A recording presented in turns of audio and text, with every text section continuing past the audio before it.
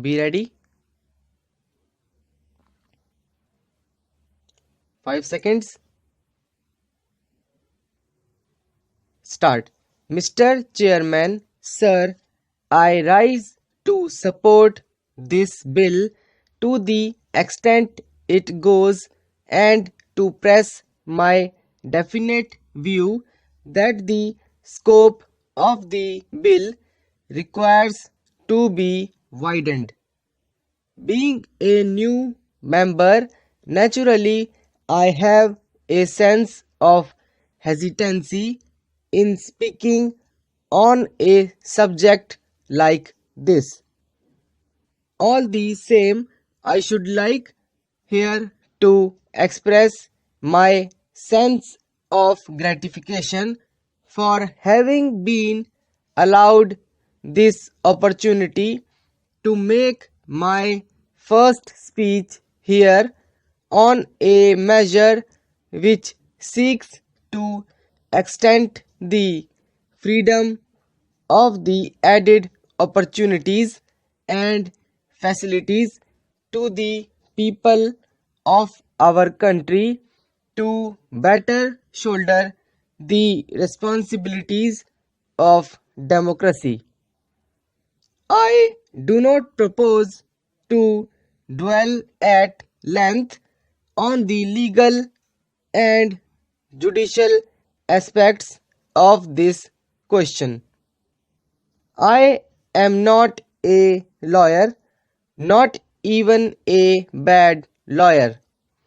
After all, the speeches that have been made in the other house and also after the speech by the distinguished mover of the bill here, it becomes unnecessary for me to dwell at length on the legal aspects. But I have been a journalist and a newspaperman all along, and with the practical experience of a journalist, I hasten to support this bill. What has been my experience as a journalist? Of course, I get the proceedings of Parliament, published reports of the proceedings of Parliament. I get the Estimates Committee reports and the Public Accounts Committee reports, although after a considerable lapse of time. I scan the pages and I find so much well deserved exposure of the doings of officials, especially all sorts of shady transactions, how public money has been embezzled, and that sort of thing. As a Democrat, as a journalist, I feel that this is the material which I must pass on to the readers, to the common people of the country, so that they can understand really how the affairs are being managed in this country, so that I can help to sharpen their sense of vigilance and so that they can be better custodians of their own rights. But then I cannot do it because as a newspaperman I do not enjoy the immunity which members of parliament enjoy.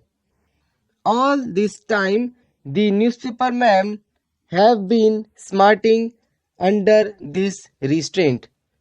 They cannot discharge their responsibilities to the public. They cannot educate public opinion on the affairs of this country. This has been so. We are no longer concerned with the police state. Our concepts regarding the states are changing. We are no longer concerned merely with the maintenance of law and order of a few officials or ministries. We are thinking of a social welfare state. We are talking of advancing towards socialism. All these mean that we are increasingly obliged to lay our hands on vested interests, on special privileges. We are enlarging the responsibilities and rights of the common people. When we lay our hands on special privileges and when we touch vested interests, it is quite natural that they have recourse to all sorts of devious ways just to perpetuate their special interests and cheat the public to gain their private ends to the detriment of the general interest of the society. Recently, we have had many instances in Parliament itself. When the Companies Bill came up for consideration, when we had the affairs of the insurance magnates, when efforts were being made to have better control in the public interest of these corporations, institutions, etc., when we were thinking of enlarging the public sector, naturally we found vested interests resorting to all sorts of shady transactions and devious methods. Now, when in Parliament members make such well deserved exposures, it is necessary that all this information must be passed on to the people of the country, to our electors through the medium of newspapers. If we conceal this information from the public, we will not be playing fair by the electorate. The honourable mover of the bill referred to the outstanding judgment in the Wesson versus Walter case. I think it was in 1880, and ever since that outstanding Chief Justice judgment, the newspapers in the United Kingdom enjoy that right not only in respect of publication of the proceedings of Parliament, but even in respect of borough councils, county councils, etc. And I think in 2012 they got this protection in so far as publication of reports of even the parliaments of Commonwealth countries are concerned. From the pamphlet published here, I have come to understand that even in the United States of America, not only in regard to the publication of proceedings of the Congress, but also in regard to the state legislatures, the protection extends to newspaper men. The judgment of Cockburn was in 1860.